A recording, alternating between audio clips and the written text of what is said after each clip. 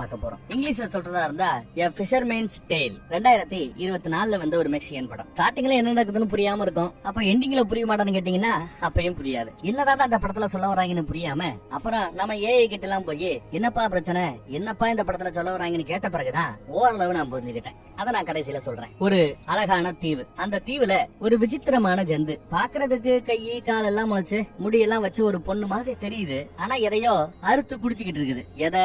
ஒரு ஆட்டை நினைக்கிறேன். கட் பண்ண அதே தீவுல ஒரு காதல் ஜோடியை கட்டுறாங்க. இதோ இந்த 2 பொண்களும் தான் மீன் பிடிச்சிட்டு இருக்காங்களே, இவங்க 2 பேரும் தான் சரக்கடிச்சிட்டு அங்கேயும் இங்கேயும் ஜாலியா சுத்துறது. தீவுல இருக்கிற போட்டை உரிமையாளர்களோட பர்மிஷனே இல்லாம அங்க இருந்து எடுத்துட்டு ஓடுறது. இவ்வளவு உரிமையை எடுத்துட்டு போறாங்களே இந்த போட்டோட ஓனர். இவன் அவங்க 2 பேர்ல ஒரு பொண்ணை லவ் பண்றான் போல தெரியுது. அதனாலதான் பின்னாடி தெரியறவன் தானே அவன் போட்டை எடுத்துட்டு போனா ஒண்ணும் சொல்ல மாட்டான்னு சொல்லி எடுத்துட்டு போக வந்திருக்கா போல. நான் கேட்டா எல்லாத்தையும் கொடுத்துருவான்னு அவளுக்குள்ள பேச்சு. அப்புறம் இவங்க 2 பேரும் தண்ணிக்குள்ள இறங்கி குளிக்க காதலிக்கன்னு சேட்டை பண்ணிக்கிட்டு இருக்காங்க. இந்த கதை ஒரு தனி ட்ராக்ல போகும். அடுத்து அதே தீவுல இன்னொரு கதையா பார்க்க போறோம். இதோ இவரு மீன் பிடிச்சிட்டு இருக்கும்போது ஒரு படகுல ஒரு பொண்ணு ஒருத்தி டாட்டா சொல்லிட்டு மீன் பிடிச்சிட்டு போயிட்டு இருக்கிறாப்ல காட்டுறாங்க. இது அதிகாலம் 3 மணி. இந்த மாதிரி நேரத்துல ஒரு பொண்ணு மீன் பிடிக்க வர்றது அதிசயம் தான். திடீர்னு பார்த்தா ஆளை காணோம். அவரு கரைக்கு வந்த பிறகு அந்த பொண்ணை பாக்கணும்னு அந்த தீவு முழுக்க தேடுறாரு. எங்க தேடியும் கிடைக்கல. நாயா பெய்ய அழகுறாரு அந்த பெண்ணாசைனால. ஃப்ரெண்டு கிட்ட கூட சொல்றாப்ல இந்த மாதிரி அதிகாலம் 3 மணிக்கு ஒரு பொண்ணை பார்த்தேன்னு. சேச்சே, காலையில 3 மணிக்கு யாரும் மீன் பிடிக்கலாம் வரமாட்டாங்க, வேற ஏதாவது நீ பாத்திருப்ப போப்பா அப்படிங்கிறாங்க.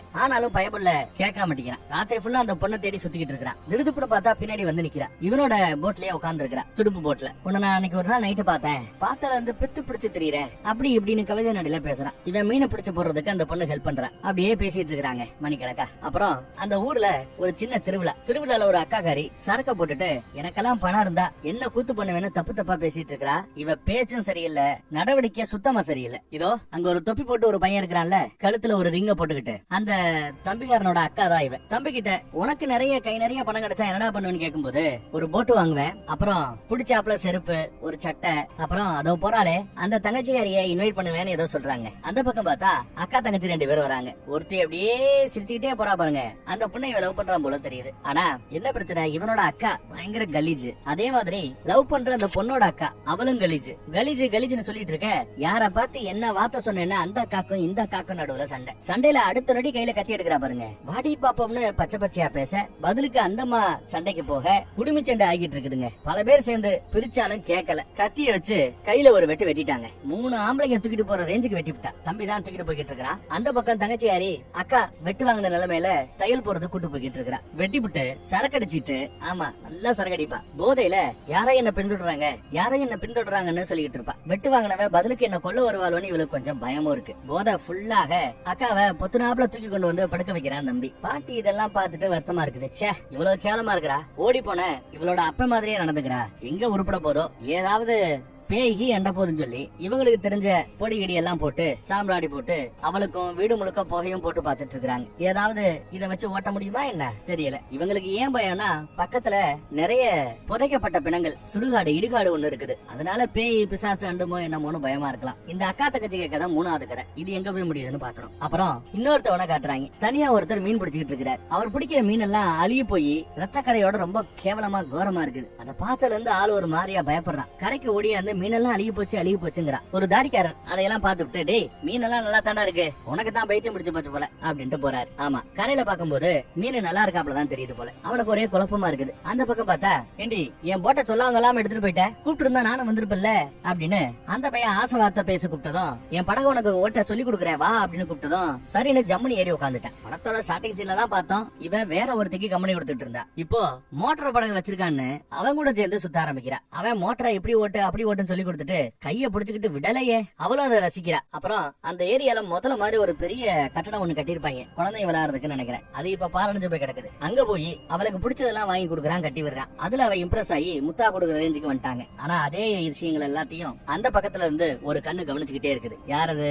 வேற யாரு? இந்த முக்கோண காதல்ல அந்த பக்கம் இருக்கிற காதலி தான். அவளுக்கு மன வருத்தம். அவங்கிட்ட இருந்து விலகியேறு அப்படின்னு சொன்னாலும் ஏன் விஷயத்துல நீ தலையிடாத அப்படின்னு இவ உருத்தா பேசுறா. நான் தான் லவ் பண்றேன்னு சொன்னாலும் போடி அப்படின்னு விலகி இறக்கி விட்டுட்டு போறா. இங்க பார்த்தா ஒரு வீட்டு தங்கச்சிகாரி இன்னொரு வீட்டு தம்பிகாரனோட, அதான் 2 குடும்பத்துக்கு ஆகல அந்த தங்கச்சிகாரி, உங்க அக்கா வெட்டதுல எங்க அக்காவுக்கு 7 தையல் போட வேண்டியா போச்சா, சம கோவத்துல இருக்கிறாங்க அப்படின்னு சொல்ல, எங்க அக்கா அப்படிதான், அவளுக்காக நான் மன்னிப்பு கேட்டுக்கிறேன் சாரிங்கிறான் இவன். அவன் கழுத்துல கிடந்த ஒரு ரிங்க என் பாட்டி எனக்கு கொடுத்தது, இத உனக்கு நான் போட்டு வரேன் அப்படின்னு இவளுக்கு காதல் பரிசா கொடுக்குற. உடனே அவன் இம்ப்ரெஸ் ஆயிடுறான். அத்தோட நிப்பாட்டாம அடுத்த கட்ட முயற்சியில ஈடுபட காட்டுக்குள்ள இருந்து ஏதோ ஒரு ஜந்து இத கவனிச்சுக்கிட்டு இருக்குது. படத்தோட ஸ்டார்டிங் சீன்ல பார்த்தோம்ல, அதுதான் நினைக்கிறேன். இந்த பக்கம் வெட்டு வாங்கின அக்காகாரி என் தங்கச்சி மேல பாயிரன்னு விரட்டிக்கிட்டு வர, அவன் பயந்து போய் சோளத்தட்டைக்குள்ள போவான். அடுத்த நொடி பயங்கரமான அலறல் சத்தம். என்னடான்னு பார்த்தா ஏற்கனவே சோளத்தட்டைக்குள்ள ஒளிஞ்சுகிட்டு இருந்த அந்த ஜந்து அவனை கடிச்சு குதறிடிச்சு போல தெரியுது. இவ கதறிக்கிட்டு இருக்கிறா, அக்கா வந்து இழுத்துட்டு போறா.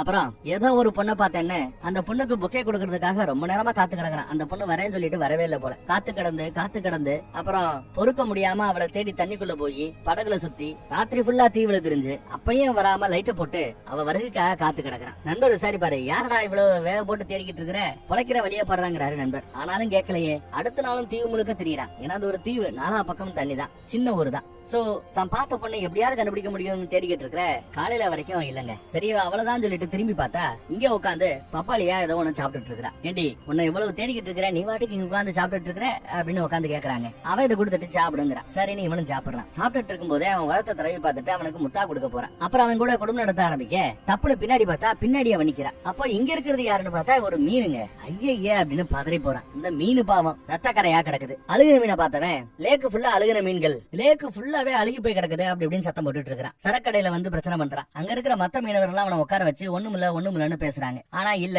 மீனெல்லாம் செத்து போச்சு, மீனெல்லாம் அழுகி போச்சு, நீங்க என்ன நம்ப மாட்டீங்கன்னு புலம்பி தள்ளிட்டு இருக்காங்க. அத்தோட மட்டும் இல்லாம வீட்டுக்கு வந்து விடாது கும்பிட்டுக்கிட்டு இருக்கிறான். ஆனாலும் அவன் நிம்மதியா இல்ல. சாமையெல்லாம் கும்பிட்டுட்டு இந்த தடவை மீன் பிடிக்க போறான். ராத்திரி ஃபுல்லா மீன் பிடிச்சிட்டு காலையில படு வேகமா கரையை நோக்கி வேகமா ஓட்டிட்டு வராங்க. ஓட்டிட்டு வந்து எல்லாருக்கும் முன்னாடியும் பாருங்க மீனெல்லாம் கெட்டு போச்சு பாருங்கிறான். ஆனா அவங்க பாக்கும்போது மீனெல்லாம் நல்லா தங்க இருக்குது. இவனுக்கு தான் பைத்தியம் முடிச்சிருச்சா என்னன்னு தெரியல.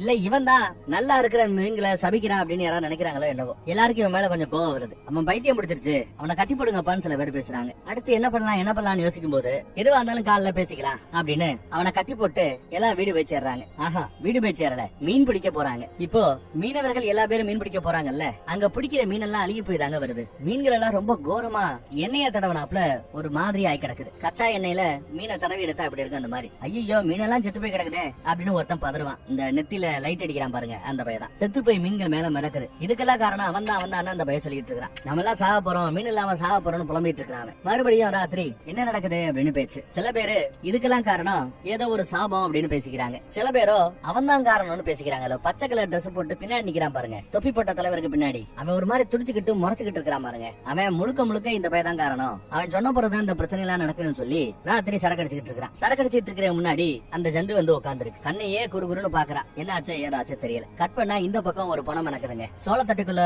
காதல நொத்த வந்தால தம்பிகாரன், அவனோட டெட் பாடி தான் இங்க கடல்ல மிதக்குது, தண்ணியில மிதக்குது. அத பத்தி அக்கா கிட்ட சொன்னதும் எப்ப பார்த்தாலும் அருவாவோடே தெரியறவ ஐயோன்னு குடுகுடுன்னு ஓடியாரா. அப்புறம் பாடியை தூக்கிட்டு வீட்டுக்கு வராங்க. பாட்டியும் பார்த்து அதிர்ந்து போறாங்க. தம்பிகாரன் செத்து போயிட்டான். பாட்டி அக்காவை பார்த்து ஒரு முறை முறைக்கிறான். எல்லா பேரும் அழுகுறாங்க. அப்புறம் ஈமச்சடங்கு நடக்குது. அங்க வச்சு அக்காகாரி என் தம்பியை கொன்னது என்கிட்ட வெட்டு வாங்கின அந்த அக்காவா தான் இருக்கணும், பலிக்கு பலி வாங்கணும் அப்படின்னு பேசிட்டு இருக்கிறா. எதுவும் புடுங்க வேண்டாம், ஒழுங்கா அஞ்சலி செத்துற வழிய பாரு அப்படின்ட்டாங்க பாட்டிமா. அந்த பக்கம் தான் காதலை செத்து போயிட்டானேன்னு காதலை உட்காந்து ஓன அழுக தங்கச்சிக்காரி உட்காந்து அழுதுட்டு இருக்கிறா. இங்க தம்பியை பறிகொடுத்த அக்கா சரக்கடிச்சுக்கிட்டு கொலவெறியோட திரிகிறா. அவ காட்டு பக்கம் போகையில சோளத்தட்டுக்குள்ள ஒளிஞ்சிட்டு இருக்கிற அந்த ஜந்து காட்டுறாங்க. ஒரு மாதிரி முறைச்சுக்கிட்டு அவளையே பாத்துக்கிட்டு இருக்குது குருகுருன்னு. அடுத்த நாள் பார்த்தா தம்பியை இழந்த அக்கா கிட்ட காதலி அவன் கொடுத்த அந்த ரிங்க கொண்டு வந்து கொடுக்குறா. செத்து போறதுக்கு முன்னாடி அவன் என்கிட்ட பாசமா கொடுத்தது, இதை நீயே வச்சுக்கொண்டு கொடுக்கும் போது இல்ல என் தம்பி கொடுத்தது எனக்கு வேண்டாம், நீ வச்சுக்கோ, நீ அவனை எதுவும் பண்ணலன்னு எனக்கு தெரியும்னு அதை கொடுத்துட்டு போறாங்க. எங்க அக்காவும் எதுவும் பண்ணலன்னு இவ சொல்லுவா. பட் அதை காது கொடுத்து கேட்காம போறா. படகுல அக்காவை தீத்து கட்டுறதுக்கு ஏதாவது வழி இருக்கான்னு யோசிச்சுட்டு இருக்கான். கூட சில அடியாட்களோட சேர்த்துக்கிட்டு. இங்க பாருங்க,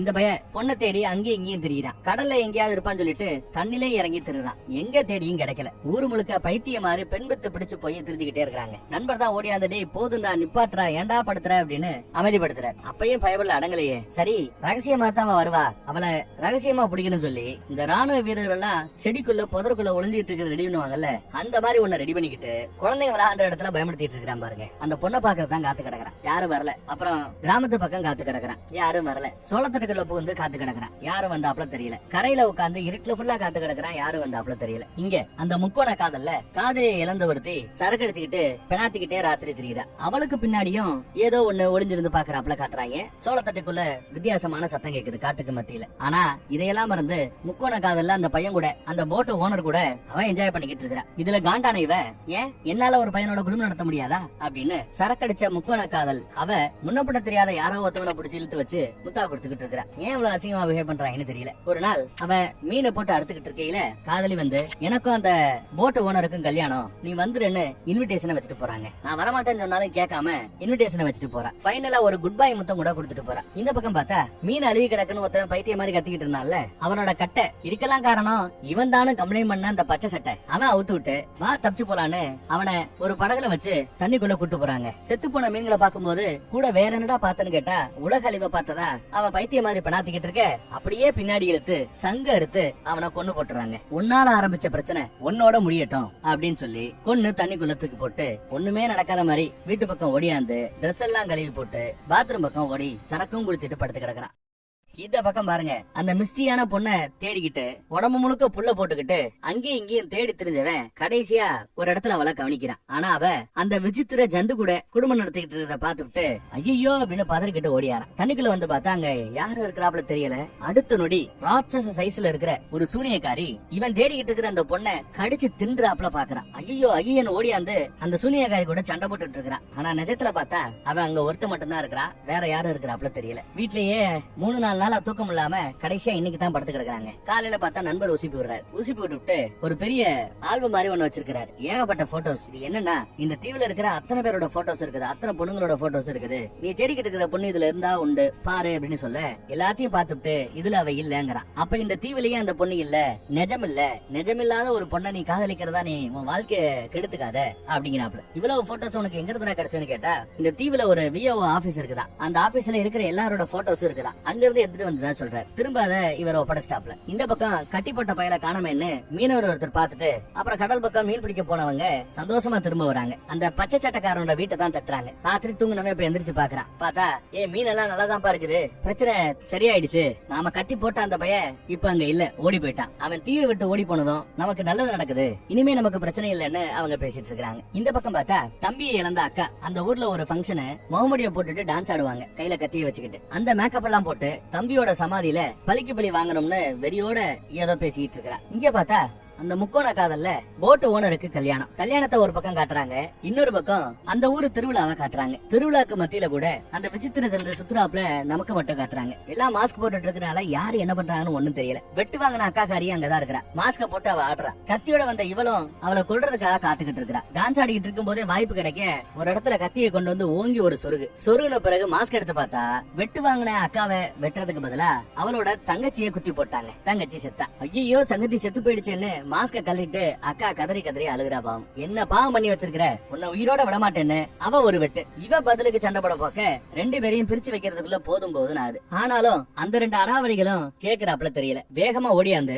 தான் தங்கச்சியோட சாவுக்கு பழி தீர்த்துக்கிறாங்க. அந்த அக்கா ஓங்கி ஒரு குத்து வாங்கி அப்படியே தண்ணிக்குள்ள விழுந்துட்டா. அவ்வளவுதான். இவள ஊர்க்காரங்க அடிச்சு இழுத்துட்டு போறாங்க. ஜெயில புடிச்சு கொடுக்கறதுக்காக இருக்கலாம், போலீஸ் கிட்ட கொடுக்கறதுக்காக. இங்க வழக்கம் போல நம்ம பையன் அந்த பொண்ணை தேடிக்கிட்டு திரியிறான். கிராம நிர்வாகியோட விஓட ஆபீஸ்க்குள்ள அத்துமீறி உள்ள நுழைஞ்சு மறுபடியும் இருக்கிற டேட்டா எல்லாம் செக் பண்ணி பாக்குறான். அவனுக்கு என்ன டவுட்னா, இப்ப உயிரோட இருக்கிறவங்களோட போட்டோ தான் இருக்கும், செத்து போனவங்களோட போட்டோவை பாக்கலாமே நினைச்சுக்கிட்டு பழைய போட்டோஸ் எல்லாம் தேடி பிடிச்சு பாத்துட்டு இருக்காங்க. அப்படி பார்த்தா 100 வருஷத்துக்கு முன்னாடி வாழ்ந்த ஒரு குடும்பத்துல அந்த பொண்ணு இருக்கிறாப்ல தெரியுது. அரண்டு போறான். அந்த போட்டோ பாத்துக்கிட்டு இருக்கும் போதே அந்த போட்டோக்கு பின்னாடி அந்த ஜந்து நிக்கிறாப்ல ஒரு செகண்ட் நம்ம காட்டுவாங்க. ஆனா அடுத்த நொடி சம்பந்தப்பட்ட அந்த மர்மமான பொண்ணு எங்கிட்ட வராப்ல தெரியுதுங்க. இது எப்படி சாத்தியம் அப்படின்னு அவன் கேக்குறான். யார் நீனு கேக்குறான். ஆனா அவகிட்ட இருந்து எந்த பதிலும் இல்ல. இந்த பக்கம் கட்டி போட்டவனை கொன்னு போட்டுட்டு அப்புறம் மீன் பிடிச்சிட்டு இருக்காங்க.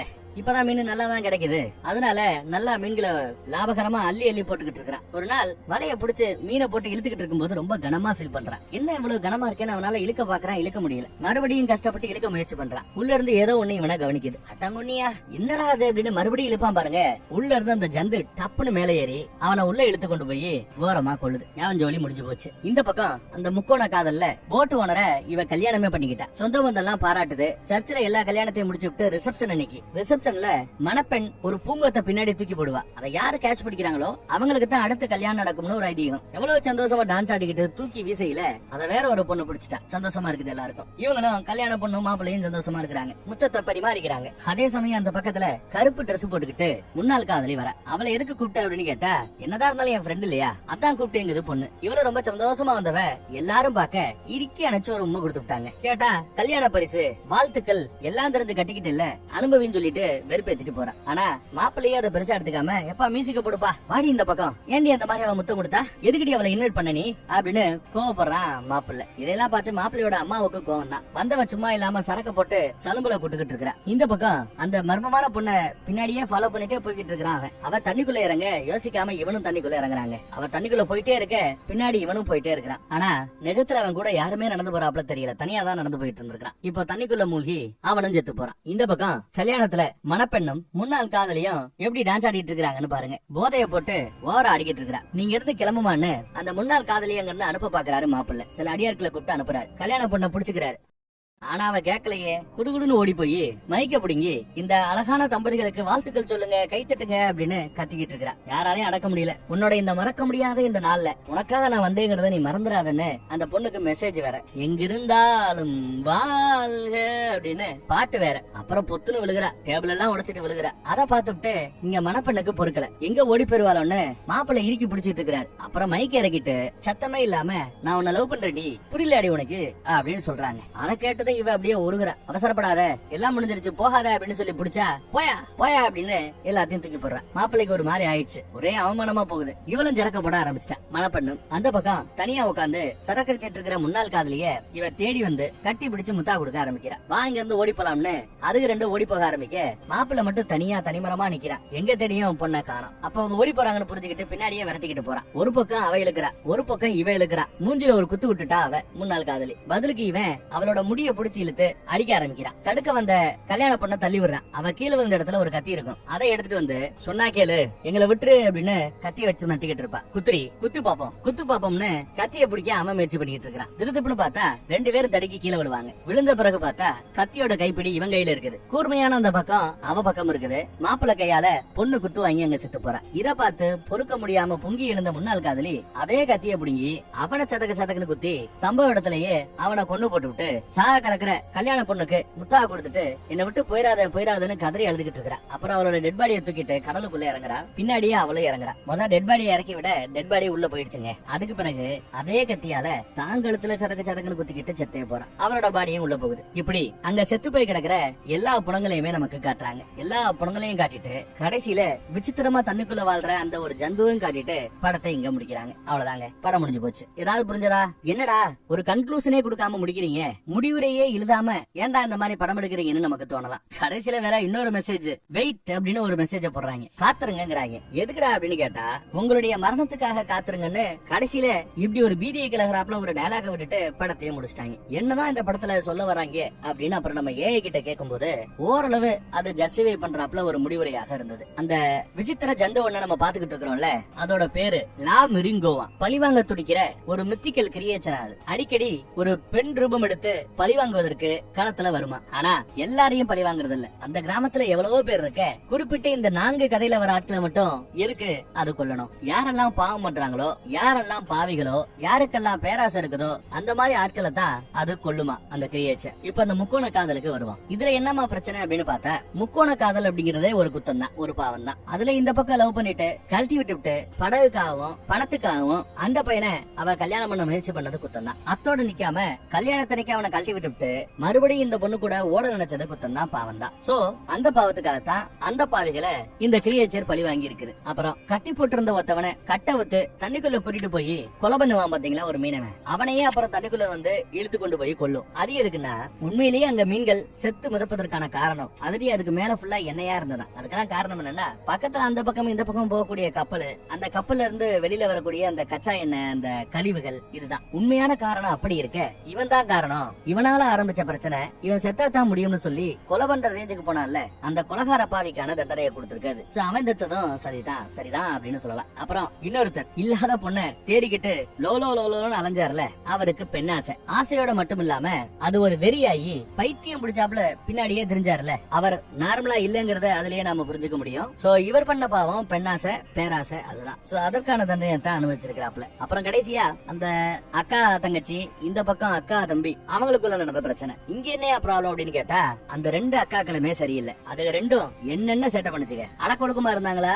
இல்ல. சரி, புரட்சிகரமான பெண்ணாக இருந்தா பரவாயில்ல, அதை விட்டு வாயை திறந்தாலே கலிஜா பேசுறது, அப்புறம் ஆம்பளை பொம்பளை வித்தியாசம் இல்லாம சரக்கடிக்கிறது, அதுவும் கூட பரவாயில்ல. சரி, பொண்ணுங்க சரக்கடிக்க கூடாதா? சரி, அடிக்கலாம்ப்பா, தப்பு இல்லப்பா, அடிச்சுட்டு அமைதியா இருக்கணுமா இல்லையா? அதை விட்டு பயங்கர பஜாரித்தனம் பண்றது தப்பு தானே, அதை அவங்க பண்ணாங்க. அப்புறம் அவங்களுக்குள்ள இருக்கிற பிரச்சனைய தம்பி தங்கச்சியோட வாழ்க்கையில கூட பார்க்காம அவங்க பக்கம் திருப்பினது. சோ இதுக்கு அவங்க தண்டிக்கப்பட வேண்டிய ஆட்கள் தானா அப்படின்னா ஆமாதான். ஆனா இவங்கள தண்டிக்கிறதுக்கு அந்த ஜந்து கூடவே அவங்களோட தம்பி தங்கச்சி அவங்களையும் சேர்த்து தண்டிச்சிருக்கு. இதை நம்ம கொலாட்டரல் டேமேஜ்னு சொல்லுவோம். சோ அவங்க ரெண்டு பேரும் கொலாட்டரல் டேமேஜ் தான், டார்கெட் அக்காங்கள் தான். ஆனா சேர்ந்து ஒரு பாம்பு வெடிக்கும் போது கூட ரெண்டு பேரும் சேர்ந்து சாகிறது இல்ல, அந்த மாதிரி செத்து போனதுதான் இந்த தம்பி தங்கச்சிங்க, இந்த காதல் ஜோடி. இப்படி பாவிகளை தான் தேடி அந்த ஜந்து கொண்டு இருக்குது. அதோட ஆட்டம் தொடரும். இந்த மாதிரி பாவிகளே உங்கள் மரணத்துக்காக காத்திருங்கன்னு கடைசி டயலாக்னு சொல்லி படத்தை முடிச்சிட்டாங்க. வேற ஒரு நல்ல படத்துல மறுபடியும் சந்திப்போம் நம்ம.